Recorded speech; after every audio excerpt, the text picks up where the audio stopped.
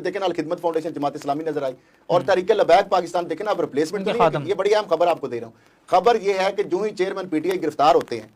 उसके बाद फौरी तौर पर पैमरा ने जो कवरेज पे पाबंदी लगाई हुई थी,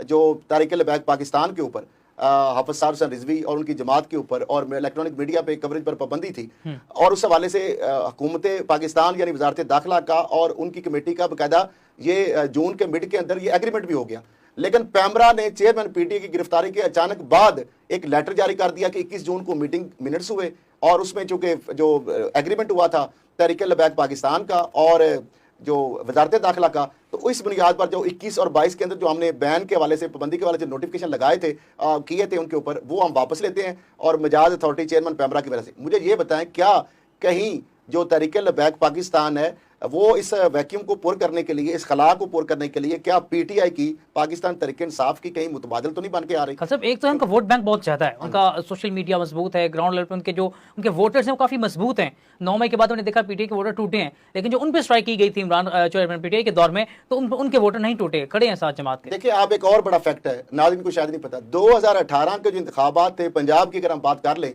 तो तीसरी बड़ी पार्टी बनकर उभरी थी तहरीक लबैक पाकिस्तान, यानी पाकिस्तान तहरीक इंसाफ और पीएमएलएन के बाद तीसरी बड़ी पार्टी, पीपल्स पार्टी तो बहुत नीचे सी वोटों के हिसाब से। तो अब मामला ये, उस वक्त वो कॉन्स्टिट्यूंसी पॉलिटिक्स में अभी नहीं थे, बिल्कुल थे ही नहीं। अभी जो पाकिस्तान बचाओ ने मार्च किया है, उसमें जिस तरीके से उन्होंने इंतखाबी मुहिम का यानी किया है, जिस तरीके से वहाँ वेलकम किया गया है, वो मोटरवे से, जीटी रोड से और मुख्तलिफ जो पागडंडियों से, छोटे रास्तों से, लिंक रोड से, कस्बों में, शहरों में, छोटे शहरों में, देहातों में, करिया करिया, गली गली, नगर नगर, वो जिस तरह आए हैं और जिस तरह लोगों ने उनको रिसेप्शन किया है, और जिस तरीके से उनका एक बयानिया है, बयानिया क्या है कि पेट्रोल सस्ता करो, ठीक है, आफिया सिद्दीकी को पाकिस्तान वापस लाओ,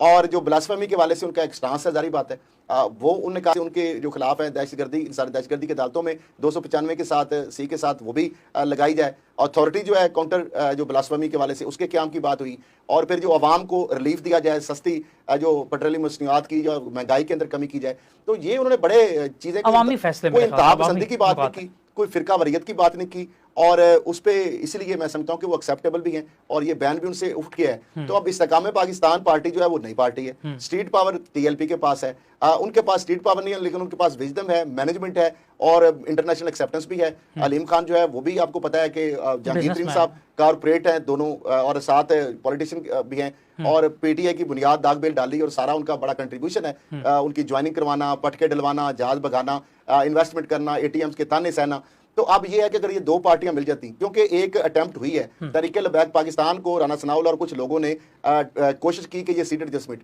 तो लादा वो नहीं हो सकी। उनका हम किस तरह का, हमारा तो बयानिया खत्म हो जाएगा, तो बयानिया है ना, मर जाएंगे, उसके बाद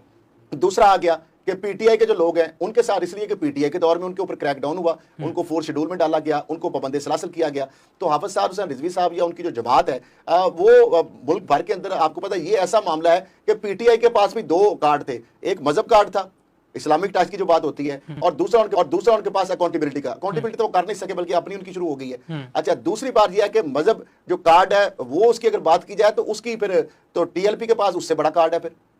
तो और फिर ये इनका जो सेक्ट है वो भी उसका एक बहुत बड़ा के बजाय उलमा और मुफ्तियान की बड़ी तादाद तो इसमें अब देखें, इनके जो उम्मीदवार हैं पहले कॉन्स्टिट्यूंसी पॉलिटिक्स में नहीं भी थे, तो उनके वोट की जो नंबर ऑफ वोट्स हैं वो बहुत ज्यादा है। लेकिन बहरहाल पाकिस्तान पीपल्स पार्टी के दावे तो बिलावल के वजारत उज़्मा के किए जा रहे हैं, लेकिन आगे वोट बैंक क्या है, ग्राउंड रियलिटी क्या है, वो डायनामिक्स डिफरेंट है। और पीडीएम जो है उसका खेल भी खत्म होता है, नून लीग के वाले से धड़ेबंदियां और सारे मामला आ रहे हैं सामने।